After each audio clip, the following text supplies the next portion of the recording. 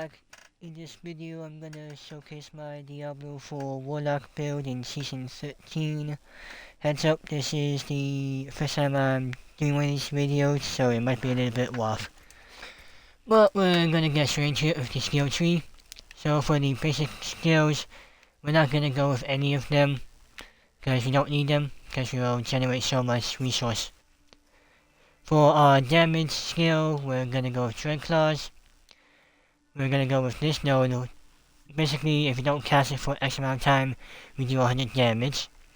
And then we're gonna go with this other node, where if we're in stealth or have shadow form, we do more damage. Yeah, pretty much. And then we're gonna go with around damage. And if we have shadow form, it'll summon a great activate with our greater demon. Then we're gonna go down here and have this be the oh no, I'm stun blocked button. So Nether Step, extra charge, movement speed, but you can also go with this one. And then you can also go with any of these three, but I go with this one, just so I am completely immune for 3 seconds. And I can see what the boss is doing, so I can maybe avoid the attack later on. And then we're gonna have Rampage for our summon, with more damage after he kills someone, and make him debuff elites. And then we're gonna make him a recast, cause that'll be important later. And then we're gonna go with the Sigil skill, so we hex enemies, that'll also be important later. But in general, we just do increase damage to hex enemies. We go with you can honestly go with either one. I just go with this one, cause let's just do movement. And again, you can go with either of them. I just go with this one, cause it slows them. And then you wanna go with either of the purple ones. This one you can stay in one spot, and enemies will be pulled towards you. And this one's just for moving around in dungeons quickly. And then for the ultimate, we're gonna go with Metamorphosis and make it a shadow form skill. So you have shadow form, which will give us more damage later on. Well, which will all let us use the this ability on Rampage. So important to go with this one. And then we're gonna go with the top one for more damage, but you can go with life if you want. But this one you wanna go with stagger bar. Basically you don't get staggered, and if you do, you only stun for 5 seconds. And if you do get staggered, you can just use Nether Step to get out of it. And then once you're level 15, you unlock Soul Shards, and you just wanna go with recast skills, hex enemies. So that way when you use Rampage, since there's a recast here with this one, he'll hex him around him. And then go left on joystick. For Dread Claws and Rampage, you want them to be your spam buttons. You want Nether Step to be your get out your free card if you get stun blocked. This can be a spam button, and then this can also be a spam button along with Command of Laalish, which will passively make enemies vulnerable, so you get more damage from them, or do damage to them. And activate is also just helpful. And you also get shadow form, which will make your Dread Claws be applied to Rampage. Now Paragon Board. You basically want to focus on damage nodes all the way up. This is the path I slightly recommend. Well, actually, no. Yeah. So first one, basically I focus on damage nodes, and then for the first Paragon board I got was Hex, Vulnerable, or Weaken. That is applied to enemies, reduces the damage that they deal to you by 25, and they take 75 increased damage. We passively apply Vulnerable with Lilith, and we apply Hex with the Rampage and Sigil skill. We went with damage, then we came over here to grab this node, And this will let us spam our abilities left and right. Basically, we use Rampage and then we can spam Dread Claws, and we do 80% increased damage for 12 seconds. And then we went up to grab Hex, and yeah, that's the thing. We went up over here to grab this one, increase sigil damage by 9% for 15 seconds for more damage. Then we went over here and grabbed this board, damaging enemies with the Nazi skills was so permanently, increased damage by 40% up to 120 damage, very helpful. And then yeah, that's all of them, right? Yep. And then I basically prioritized getting these nodes first, and then we went back for the glyphs. For the glyphs, I went with normal, when no bonus, when magic no bonus, and when no bonus.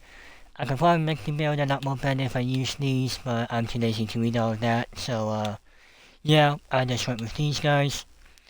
And yeah. After that, after you get the boards to the special score, you wanna go for the glyphs. That's what I did at least. Here's the first board. Then the second board, if you want to just copy the nodes perfectly.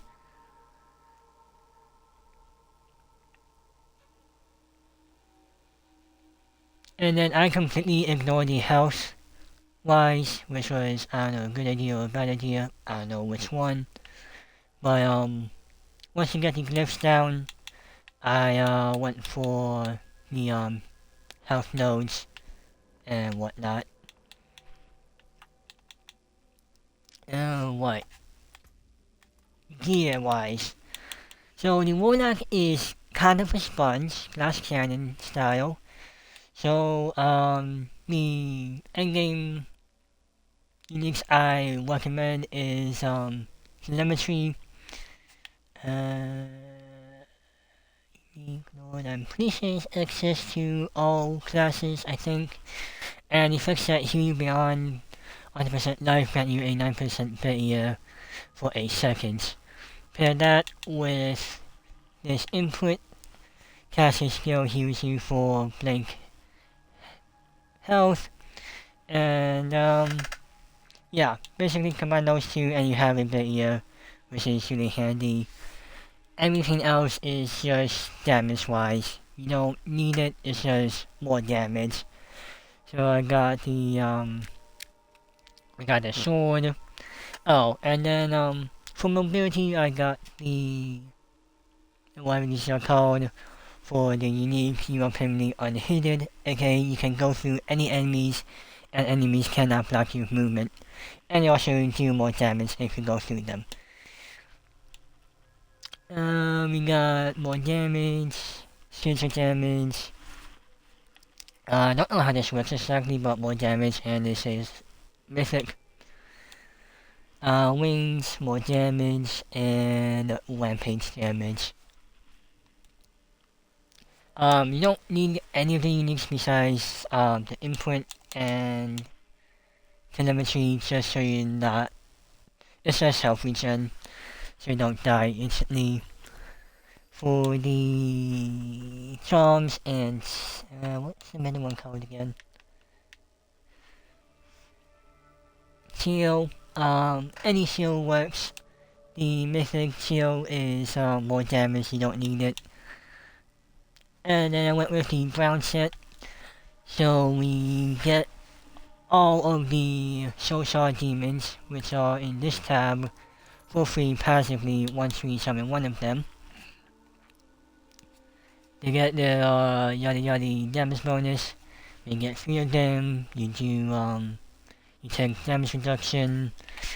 And in 5 we do 200% increased damage after casting a Soul Shard skill, which is again really useful. And then for the Mercenaries, we went with Scobo for his passive, see all enemies on the map. And then we went with the skill tree, so we basically get heal potions swapped for us, which is handy. And then we went with Shield Dude, so we got his passing skill. And basically every 30 seconds he pops down his bubble for you that takes you reduce damage. And it works whenever we combat skill. And yeah, I think that's about it. So we always set up a boss thing. Oh, and also this build is really great for stun blocking bosses. I don't know why. But basically, only downside, spam all the buttons. If you feel injured or your health drops, hit Y to get out of the way. And C. And you're pretty much good. And now I'm just gonna show off a boss damage. That ain't the button.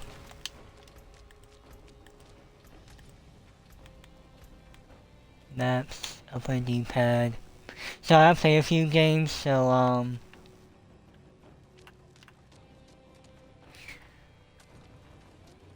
where is it? You know what? I'm gonna just go looking for Belial because he's a really good example for the build in total. Here he is.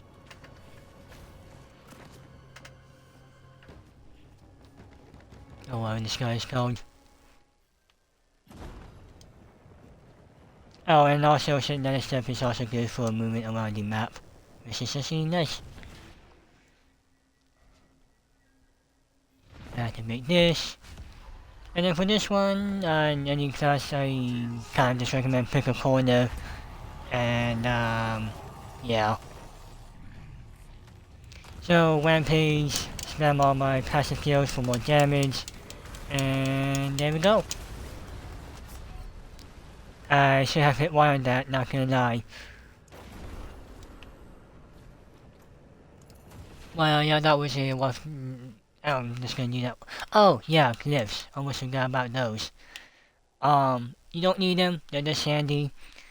Casting out internal skill, I do that passively and reduce the cooldowns. So, passive, cooldown reduction. And then over here, that glyph, yeah. Glyph took me a while to understand. But basically, you passively store offering every 0.3 milliseconds. And yeah, once you cast a skill, you get to pop it. And I have invoked Source's Frost Noble skill freeze around enemies. So I also do more damage to them. And I just don't get assaulted when they slap me. Cause yeah, high torment tiers, they definitely hurt a little bit. But I'll just show you one more dungeon. Do you have a dungeon key? Yeah, we'll switch this.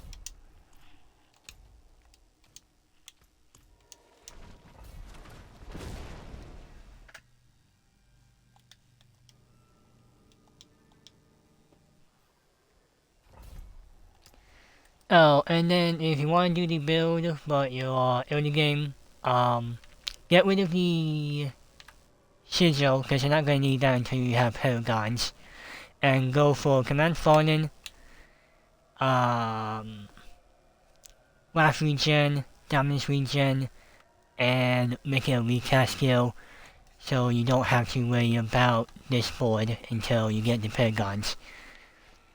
So yep, that's the 1 to 70 build of it. Not really much different. We are on Torment 10. And I'm just gonna do one wave of this.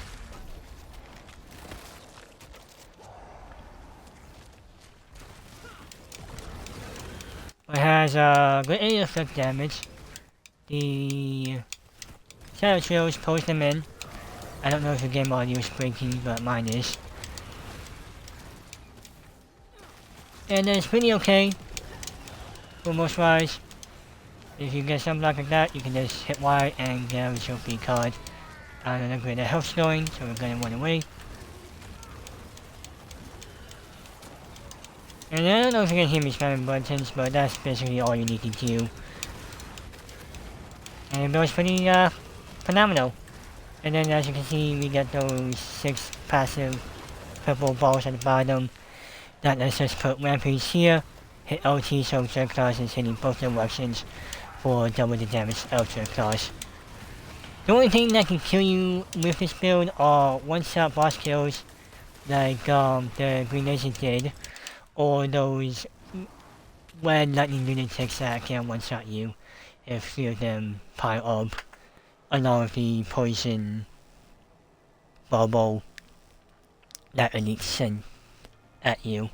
But besides that, looks pretty good. And we have a donkey 65 hours doing this build. So uniques, they don't really matter, you just want this unique and that one for endgame. And yeah, Claws, Rampage, Metamorphosis, Command of Laalish, I'll just call it Laalish because that's easy to pronounce. Sigil and Nether Step for a Galaxy free card. Anywho, I know that was pretty rough, but yeah, that's a build. And yeah.